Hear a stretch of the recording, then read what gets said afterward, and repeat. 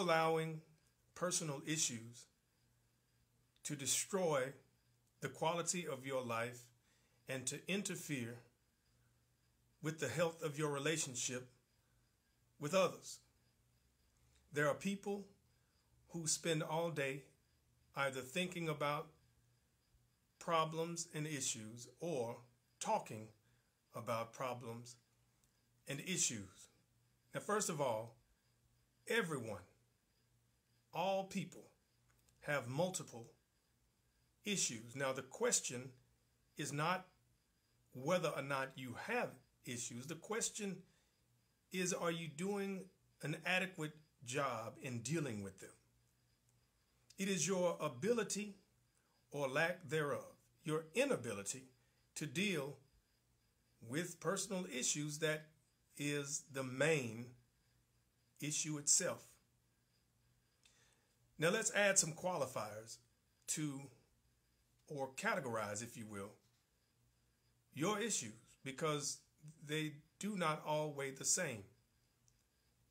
If it is not the end of the world, and today I guess we can agree that it is not. And I'm not trying to be funny. I'm not trying to make a very heartfelt subject humorous, but we start there and then we move to life or death. Is the issue life or death? If the answer is no, does it involve a child or children?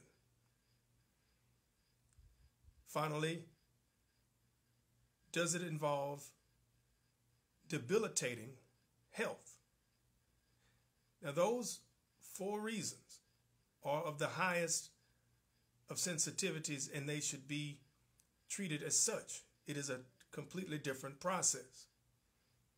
So outside of the world ending or a life or death situation, or something, God forbid, involving a child, or some debilitating health issue that could greatly impact the quality of your life, the rest of the issues, that's what I want to focus on right now, your ability to deal with the day-to-day, what you call issues. Are they your issues, number one?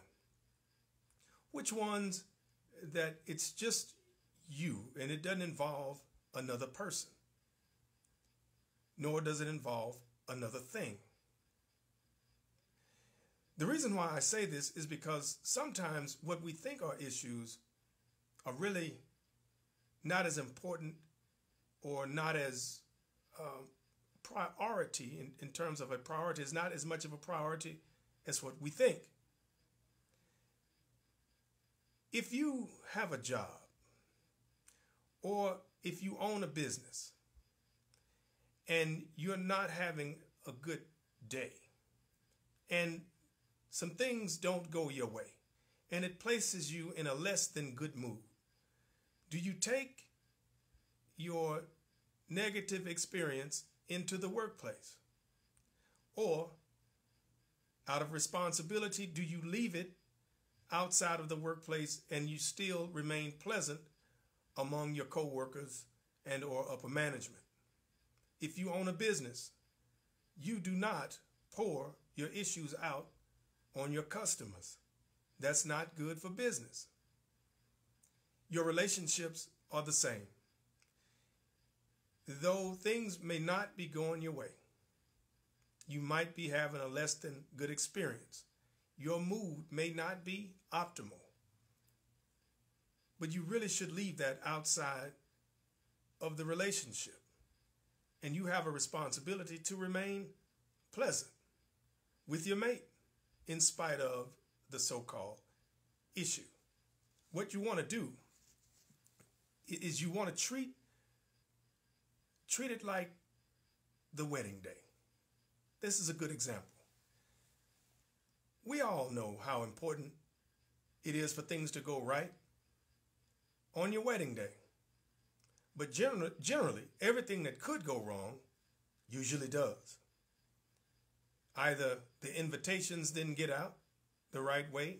There are problems with the flights and travels for your guests. Some people couldn't show up.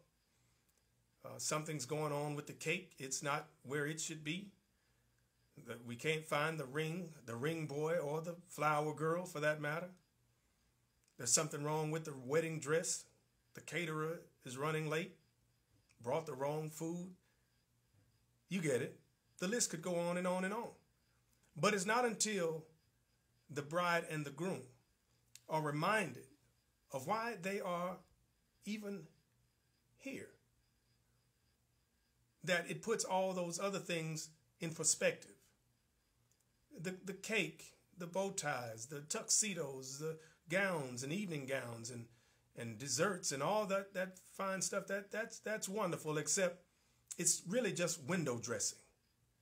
It's special effects. The real reason why the bride and the groom are at that place is to do one thing, to get married. So, for those of you who have an inability to place all of your issues in perspective, my suggestion to you is to find a higher purpose for why you are here. It is important that you find a greater purpose for your life that would help you to put some of the other frivolousness in its proper place. Now, outside of the big four sensitive issues that I mentioned, life is filled with potential issues, but until you develop or discover a higher reason for why you're here, you're going to attract issues like Velcro. And the main issue in your relationship could be your inability to deal with issues. Now, here's an exercise for you. I want you to open a Word file, and I want you to list all of the issues that you can think of. You can leave the Word file open for days if you like, and keep adding to the list. But at some point, that file will get too large, and you won't even be able to send it to anyone else. The only thing that you can actually do is press delete. And when you press delete, does that mean that those issues are going to go away? No. What it means is that you're going to go away from the issues. Because in life, if it's not one thing, it's bound to be another, but you can rest assured it's going to always be something.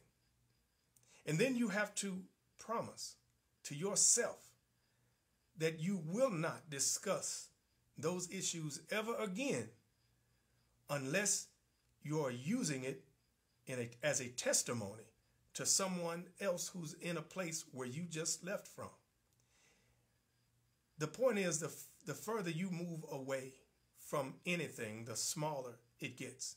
That's how you shrink the issue. So the idea is to move away. It can exist, but it doesn't have to exist everywhere you go.